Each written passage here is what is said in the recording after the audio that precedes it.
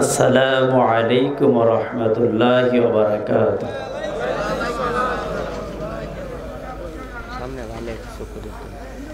আজকের এই মাহফিল হওয়াতে আপনারা খুশি না বেজার? এই গ্রামের তারাকান্দ জমিনের যে সমস্ত বাজান, যে সমস্ত যুবক ভাই আছে, দিন প্রিয়, ইসলাম প্রিয়, তাওহীদি জনতা, সকলেই তো মনে করি আজকের এই রাতটা অনেক দামি সম্মানী, নাকি বলেন? আজকে এই জায়গা এমন একটা জায়গা, এটা যদিও দানের ক্ষেত ছিল মনে হয়, আর কি দানের ক্ষেত ছিল না মনে হয় বাবা? আজকে এটা দানের ক্ষেত নাই, আজকে রাত্রের জন্য এটা জান্নাতের বাগান বলি সুবহানাল্লাহ। বাবা, বিশ্বাস হয় যে সমস্ত ভাই আশেপাশে রাস্তায় বাড়িতে আছেন, আকুল আবেদন আপনাদের প্রতি, আপনাদের মাহফিলে আজকে যিনি উপস্থিত হবেন, হুজুর আকরাম সাল্লাল্লাহু, সকলে আমার সাথে দুরূদ শরীফ করেন, হুজুর আকরাম সাল্লাল্লাহু আলাইহি ওয়াসাল্লাম ওনার 43তম বংশধর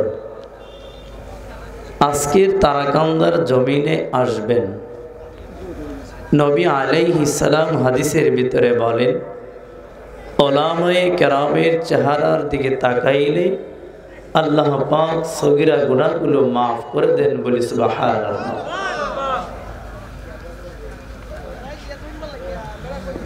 দীর্ঘদিন ধরে মাইকে এলান হইতেছে, এশারের পর থেকে, মাগরিব পর থেকে আলোচনা চলতেছে এই পর্যন্ত।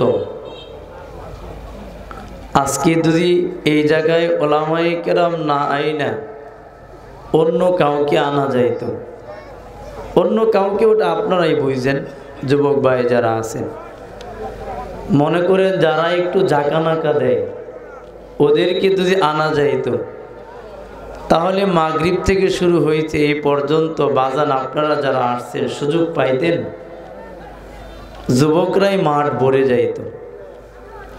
যাক, আল্লাহ যাদেরকে পছন্দ করেছেন, কবুল করেছেন, তারাই এখানে আসতে পারছে।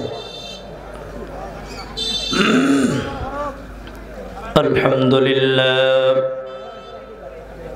আলহামদুলিল্লাহ নাহমাদুহু ওয়া নাস্তাঈনুহু ওয়া নাস্তাগফিরুহু ওয়া নাউযু বিল্লাহি মিন শুরুরি আনফুসিনা মান ইয়াহদিল্লাহু ফালা মুদিল্লা লাহু ওয়া মান ইউদ্লিল ফালা হাদিয়া লাহু ওয়া নাশহাদু আন লা ইলাহা ইল্লাল্লাহু ওয়াহদাহু লা শারীকা লাহু ওয়া নাশহাদু আন্না সাইয়্যিদানা ওয়া নাবিয়্যানা ওয়া শাফিয়ানা ওয়া হাবিবানা ওয়া মাওলানা মুহাম্মাদান আবদুহু ওয়া রাসূলুহু আরসালাহু বিল হাক্কি বাশীরান ওয়া নাযীরা وداعا إلى الله بإذنه وسراجا وقمرا منيرا أما بعد فأعوذ بالله من الشيطان الرجيم بسم الله الرحمن الرحيم والعاديات ضبحا فالموريات قدحا فالمغيرات صبحا وقال رسول الله صلى الله عليه وسلم كفى بالمرء كذبا أن يحدث بكل ما سمع أو قام قال عليه الصلاة والسلام وقال تعالى في شان حبيب إن الله وملائكته يصلون على النبي يا أيها الذين آمنوا صلوا عليه وسلموا تسليما সকলে মহব্বতে নামাজে যে দুরূদ শরীফ পড়ি সে দুরূদ শরীফ সকলেই পড়ি اللهم صل على محمد وعلى آل محمد كما صليت على إبراهيم وعلى آل إبراهيم إنك حميد مجيد اللهم بارك على محمد وعلى آل محمد كما باركت على إبراهيم وعلى آل إبراهيم إنك حميد مجيد বাজান যাদের মুখটা বন্ধ আছে ঠোঁটটা একটু খোলার চেষ্টা করি মনে মনে পড়লে ওরকম ফায়দা হয় না ঠোঁট লড়াইয়া পড়লে যতটুকু ফায়দা হয় সকলে আবার পড়ি আল্লাহুম্মা সাল্লি আলা মুহাম্মাদিন ওয়া আলা আলি মুহাম্মাদ কামা সাল্লাইতা আলা ইব্রাহিম ওয়া আলা আলি ইব্রাহিম ইন্নাকা হামিদুম মাজিদ اللهم بارك على محمد وعلى آل محمد كما باركت على إبراهيم وعلى آل إبراهيم إنك حميد مجيد بلغ العلا بكماله كشف الدجى بجماله حسنت جميع خصاله صلوا عليه وآله সকলে একটু মহব্বতে পড়ি বালাগাল আলা বিকামালিহি কাশাফাত জাবি জামালিহি হাসানাত জামিউ খসারিহি সাল্লু আলাইহি ওয়া আলিহি চৌশে কামরা পাকেদারি আজহারাম মর্দে ইবাদার বাসি ওয়াসসালাম বালাগাল আলা বিকামালিহি কাশাফাত জামি জামালিহি হাসানাত জামিউ খসারিহি সাল্লু আলাইহি ওয়া আলিহি লা ইলাহা জোরে পড়ার চেষ্টা করি লা ইলাহা ইল্লাল্লাহ লা ইলাহা লা ইলাহা ইল্লাল্লাহ লা ইলাহা ইল্লাল্লাহ একটু জোরে পড়ি জবানটা লড়াই পড়ি লা ইলাহা ইল্লাল্লাহ লা ইলাহা আসমানের মালিক তুমি আল্লাহ জমিনের মালিক তুমি আল্লাহ হায়াতের মালিক তুমি আল্লাহ মৌতের মালিক তুমি আল্লাহ লা ইলাহা লা ইলাহা লা ইলাহা ইল্লাল্লাহ লা ইলাহা কত সুন্দর মদিনা কেমনে যাব জানি না বাজান জবানটা খুলে পড়ার চেষ্টা করি কত সুন্দর মদিনা কেমনে যাব জানি না দয়া করো দয়াল আল্লাহ দয়া করো মিটাও মনের বাসনা লা ইলাহা লা ইলাহা লা ইলাহা ইল্লাল্লাহ লা ইলাহা লা ইলাহা ইল্লাল্লাহ মুহাম্মাদুর রাসূলুল্লাহ। সকলে পড়ি সাল্লাল্লাহু আলাইহি ওয়াসাল্লাম। সাদাকাল্লাহু মাওলানাল আযীম ওয়া সাদাকা রাসূলুহুন নবিয়ুল কারীম ওয়া নাহনু আলা যালিকা মিনাশ শাহিদিন ওয়াশ শাকিরিন আলহামদুলিল্লাহি রাব্বিল আলামিন। আলহামদুলিল্লাহ, আল্লাহ পাকের কাছে শুকর ও সুজুদ যে মহান রব্বুল আলামিন আমাকে আপনাকে এই ফিতনা ফাসাদের সময়ও দিনই এক পরিবেশে আসা বসার সুযোগ করে দিয়েছেন। এজন্য সকলে অন্তরে অন্তঃস্থল থেকে শুকরিয়া আদায় করি, বলি আলহামদুলিল্লাহ। নিয়ামত নিয়ামতের শুকরিয়া আদায় করলে নিয়ামত বাড়িয়ে দেয় কে? জোরে বলি, কে বাড়িয়ে দেয়? আজকের এই রাত, এই মহল্লা, এই তারাকান্দা বাজারের জন্য খুব দামি একটা রাত। হয়তো পারে আজকের এই রাতকে ওসিলা করে যিনি আগমন করতেছেন আওলাদে রাসূল সৈয়দ আল্লামা নাসির বিল্লাহ আল মক্কি রহমতুল্লাহ আলাই, সৌদি আরব। আমাদের জীবনে ওনাকে দেখার সুযোগ হইতো কিনা আল্লাহ ভালো জানেন। এই মাদ্রাসা কর্তৃপক্ষ অনেক মেহনত করার পরে, অক্লান্ত পরিশ্রম করার পরে আমাদেরকে সৌভাগ্য করে দিয়েছেন যে আমরা রাসূলের বংশধরকে দেখতে পারব।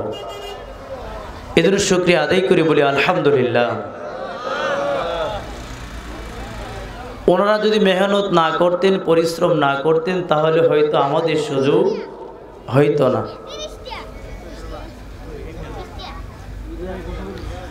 আল্লাহ যে আমাকে আপনাকে এই পর্যন্ত নিয়ে আসছেন, এলাকার অনেক মানুষ থেকে, বাজারের অনেক মানুষ থেকে ছাঁটাই বাছাই করে আল্লাহ আমাদেরকে কবুল করছেন, বিদায় আমরা এখানে উপস্থিত হতে পারেছি। আর আল্লাহ যাদেরকে পছন্দ করেন নাই তারা উপস্থিত এখনো হতে পারে নাই। আল্লাহ যে আমাকে আপনাকে এই পর্যন্ত নিয়ে আসছেন, এই জন্য আবার শুকরিয়া আদায় করে বলি আলহামদুলিল্লাহ। আজকে যে আমরা এখানে আসতে পারছি তাতে আমরা খুশি না বেজার? খুশির আওয়াজটা আর একটু জোরে হওয়া দরকার। আমরা খুশি না বেজার? আলহামদুলিল্লাহ। খুশি তো মুমিনেরাই হয় নেক কাজ করার যখন সুযোগ পায়। আর এটা এমন একটা জায়গায় আপনারা উপস্থিত হয়েছেন আজকে, এই জায়গার ভিতরে যারাই আসবে দেখার জন্য আসুক, শোনার জন্য আসুক, বা এমনি অল্প সময়ের জন্য বসুক, হুজুর আকরাম সাল্লাল্লাহু আলাইহি ওয়াসাল্লাম বলেন, বাজার নবীজির কথা সত্য না মিথ্যা? জোরে বলি, নবীজির কথা সত্য না মিথ্যা? বিশ্বাস হয়? নবীজি আলাইহিস সালাম বলেন, যারা দ্বীনি মজলিসে আসে, বসে, অল্প সময় হোক, আল্লাহ পাক তাদের আমল নামায় একটা মানুষ একাধারে 60 বছর নফল ইবাদত করলে যে পরিমাণ নেকি হয়তো সে পরিমাণ নেকি আল্লাহ তার আমল নামায় দিয়ে দেয়, বলি সুবহানাল্লাহ। এখন প্রশ্ন জাগতে পারে, হুজুর 60 বছর নফল ইবাদত করলে যে সওয়াব হয়, অল্প সময় মাহফিলে বসলে সওয়াব বেশি হয়, কারণটা কি? প্রশ্ন জাগে কি জাগে না বাজান? উত্তরটাও শোনেন। আচ্ছা বাজান, একটা মানুষ সে যদি গোসলের ফরজ ঠিক মতো না জানে, ওই লোক যদি 40 বছর পর্যন্ত গোসল করে, ফরজ আদায় না করে, এই লোকের গোসল ফরজ আদায় হবে? আচ্ছা, একটা লোক ওযুর যে ফরজগুলো আছে, ওযুর যে আদব আছে, এগুলো জানে না, মন গড়া অজু করে যদি 30 বছর পর্যন্ত নামাজ পড়ে, তাহলে এই 30 বছরের অজু দিয়া এই নামাজ দিয়া কিছু ফায়দা হবে? অজু ছাড়া কি নামাজ হয়? গোসলের ফরজ ছাড়া কি ফরজ আদায় হয়? আচ্ছা, এই অজু গোসলের ফরজ আপনি শুনবেন কোথা থেকে? অজু গোসল কিভাবে করতে হয়, নামাজ কিভাবে পড়তে হয়, সমাজে কিভাবে চলতে হয়, এগুলো আলোচনা হয় দ্বীনি মজলিসে, দ্বীনি মাহফিলে। এই জন্য বলা হয়েছে 60 বছর নফল ইবাদতের চাইতে এই জায়গাগুলো উত্তম। কেন? এই জায়গা থেকে অজু করার তরিকা শিখবেন, তারপরে অজু করবেন, নামাজ পড়বেন, সে নামাজ দিয়ে আল্লাহর তৈরি জান্নাতে যাওয়া যাবে বলি সুবহানাল্লাহ। মন গড়া কিছু জিনিস দিয়ে কিছুই কিন্তু হয় না। এই যে বৈজ্ঞানিক যে মাইক পিসটা আবিষ্কার করছে, এদিক দিয়ে কথা বলতেছি আওয়াজ হইতেছে, উল্টা দিক দিয়ে কথা বললে কি আওয়াজ হবে? জোরে বলেন, হবে? এখন মনে করেন নবীজি আলাইহিস সালাম অজুর ফরজ, গোসলের ফরজ, অজু করার তরিকা, তায়াম্মুমের ফরজ, নামাজের ফরজ, নামাজের ওয়াজিব, এগুলো শিক্ষা দিয়ে গেছেন। এগুলো আমি আপনি যদি না শিখে মন গড়া যদি কিছু কাজ করি, তাহলে মন গড়া জিনিস দিয়া কিছু ফায়দা হবে? এই জন্য ওয়াজ মাহফিলগুলো অত্যন্ত জরুরি। ওয়াজ মাহফিলগুলোতে আসা নফল ইবাদতের চাইতেও জরুরি বলি সুবহানাল্লাহ। আল্লাহর হাবিব সাল্লাল্লাহু আলাইহি ওয়াসাল্লাম বলেন, তুমি যদি ইলমের একটা অধ্যায় শিখতে পারো, ওযুর ফরজ, গোসলের ফরজ, তায়াম্মুমের ফরজ যদি শিখতে পারো, একাধারে 60 বছর নফল ইবাদত করলে যে পরিমাণ নেকি হয়, বেশি নেকি আল্লাহ পাক তোমাকে দান করবেন বলি সুবহানাল্লাহ। এই যে মুরব্বি বাজান যারা এখানে উপস্থিত হয়েছেন, নফল ইবাদত করলে ঠান্ডা পানি দিয়া কষ্ট হবে কি হবে না? আর আজকে ওয়াজ মাহফিলে যারা আসছেন, এখানে ওযু ছাড়াও বসতে পারেন, কোনো সমস্যা নাই।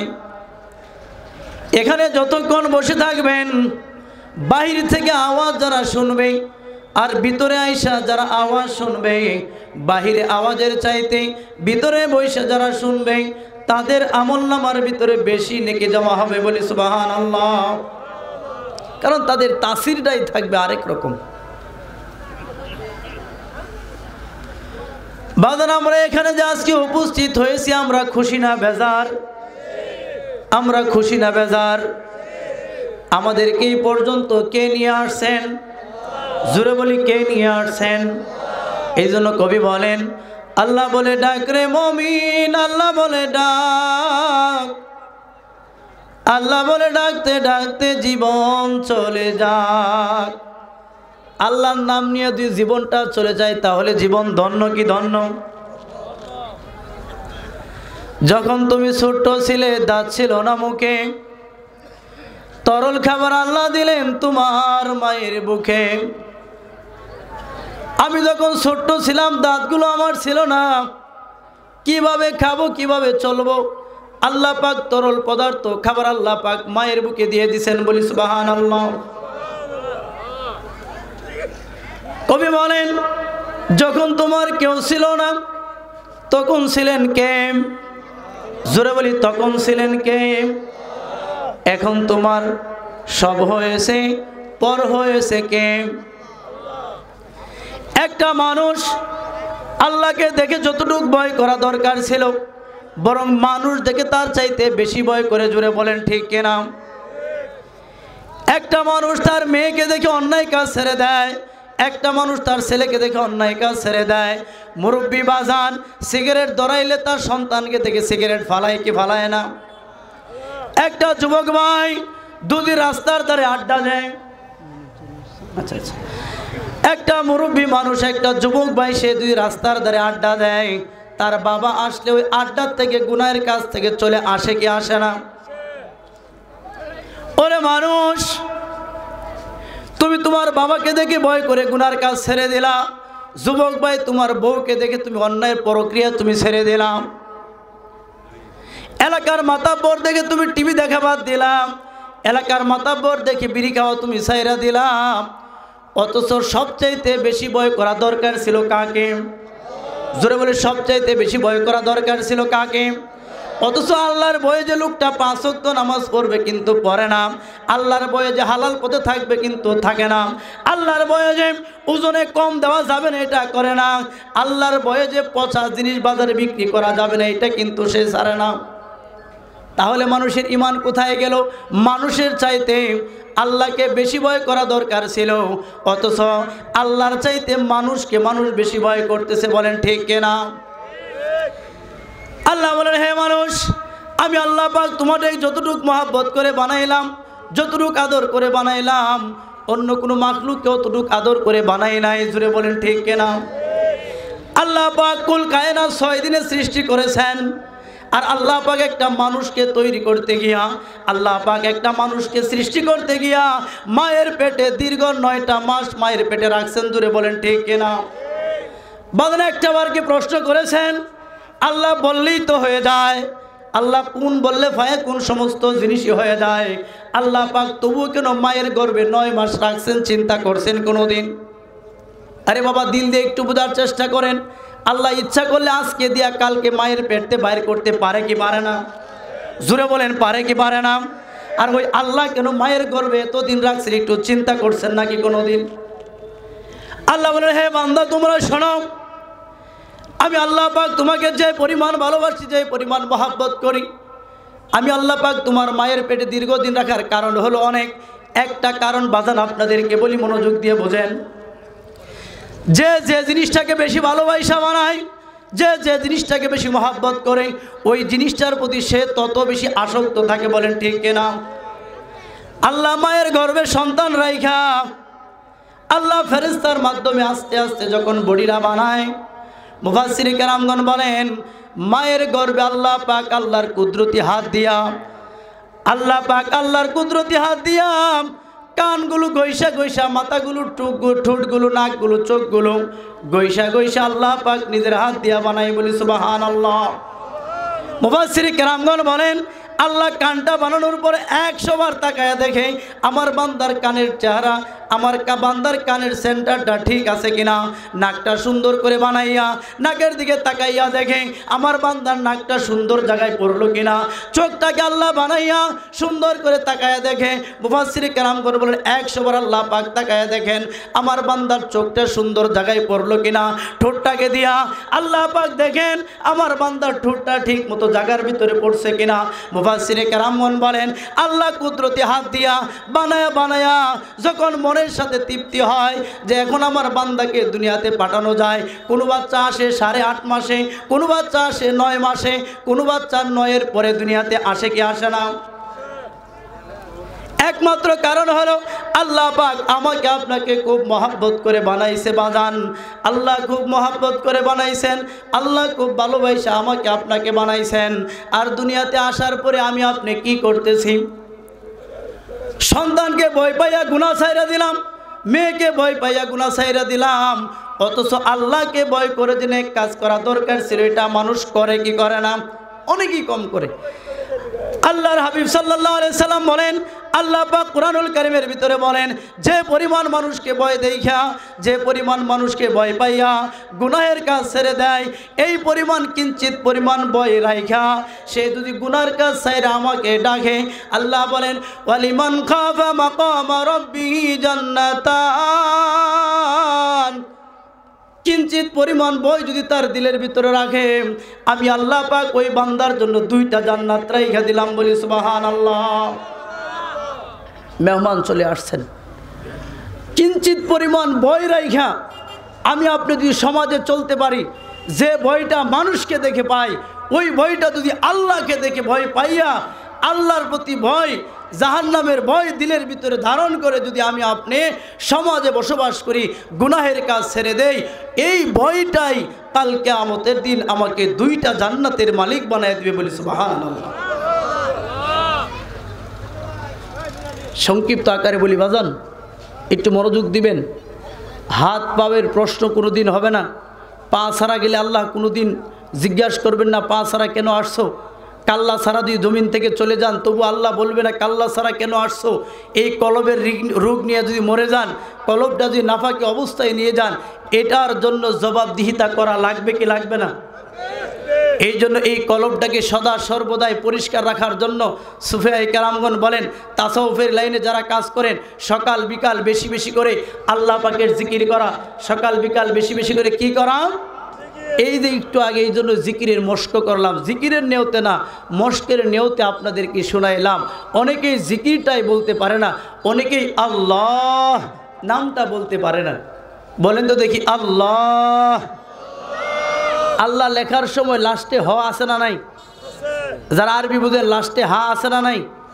ডালকানগর হজরত একদিন 10 মিনিট শুধু আল্লাহ নামের মস্ক করাইছেন। আল্লাহ লাস্টে হাটা উচ্চারণ করবেন। অনেকেই হা উচ্চারণ করে না। আপনার নাম যদি থাকে কালু, মাইসে দুই কাল্লা, তাহলে শুনতে কি ভালো শোনা যায়? অনেকে বলে আল্লাহ, অনেকে বলে কি আল্লাহ, অনেকে আল্লাহটাও সুন্দর করে বলতে পারে না। এই জন্য আমি আপনি যখন ডাকবো আল্লাহ মুখটা ভরে ডাকবো। নবীজি আলাইহিস সালাম বলেন, জমিনে বৈশা বান্দা আল্লাহ ডাক দিতে দেরি হয়, আল্লাহ আকাশ থেকে 7 আসমান থেকে উত্তর দিতে দেরি করে না। বলি সুবহানাল্লাহ। যতটুকু ছোটোখাটো আলোচনা হইল, মোট খোলাসা হলো এই, দুনিয়ার কোনো মাখলুককে দেখে ভয় না করে আল্লাহকে দেখে ভয় করেন, দুনিয়ার কোনো জিনিসকে দেখে ভয় না করে আল্লাহকে ভয় করেন। হযরত উমর রাদিয়াল্লাহু তাআলা আনহু যখন দুনিয়া থেকে চলে গেছেন, সাহাবায়ে কেরাম যখন গোসল করাইতে নিয়ে গেছেন, ওমর রাদিয়াল্লাহু তাআলা আনহুর পিঠের ভিতরে চাবুকের দাগ দেখে সাহাবার আশ্চর্য হয়ে গেছেন। ব্যাপার কি যে উমরকে দেখে বাঘে আর ছাগল এক গাঁটে পানি খাইছে, এই উমরের পিঠে চাবুকের আঘাত কিভাবে আসলো, কে বা তাকে শাসন করলো? ঘটনা অনেক বড়, মেহমান বসে বলবো না, সংক্ষিপ্ত আকারে বলি। ঘটনা জিজ্ঞাসা করা হইল, বলা হইল ওমর রাদিয়াল্লাহু তাআলা আনহু তার জীবনীতে দৈনিক যে পরিমাণ নেকের কাজ করতেন, যে পরিমাণ নেক আমল করতেন, জীবন ডায়েরি নামে একটা জিনিস ছিল, ওই ডায়েরির ভিতরে উনি লিখে রাখতেন। যেই দিন দেখতেন 2টা 3টা নেক আমল কম হয়েছে, আজকে নেক আমল কম হয়েছে, উনি ঘরের ভিতরে গিয়া দরজা লাগাইয়া ঘর থেকে চাবুক বের করে নিজের পিঠের ভিতরে আঘাত করতেন আর বলতেন, ওমর আজকের দিনে কেন নেক আমল তোমার কম হইল? আরে ওমর আজকের দিনে তোমার নেক আমল কেন কম হইল? এটার জন্য তুমি আজকে শাস্তি ভোগ করো। বাদান আমি আপনি কত সময় চাষটেলে বসে, দোকানে বসে, টিভির জায়গায় বসে, গল্প গুজারের ভিতরে বসে কত সময় জীবন নষ্ট করতেছি। সময়টা কত দামি বুঝবে সেদিন, সচল জীবন যেদিন হবে অচল যেদিন। আজকে হয়তো বুঝতেছেন না, যেদিন সময় ফুরিয়ে যাবে ওই দিন সময়ের কদর বুঝবেন। এখনও সময় আছে বাজান, আজকে থেকে নিয়ত করেন বেহুদা সময় নষ্ট না করে যতটুকু সময় পাবো আল্লাহর জিকির করব, সুবহানাল্লাহ, আলহামদুলিল্লাহ, কোরআন শরীফ পড়ব। এগুলোর দ্বারা কি হবে? দুনিয়াও আল্লাহর সম্মান বাড়িয়ে দিবেন, আখিরাতেও আল্লাহ পাক নাজাতের ব্যবস্থা করে দিবেন। বলি সুবহানাল্লাহ।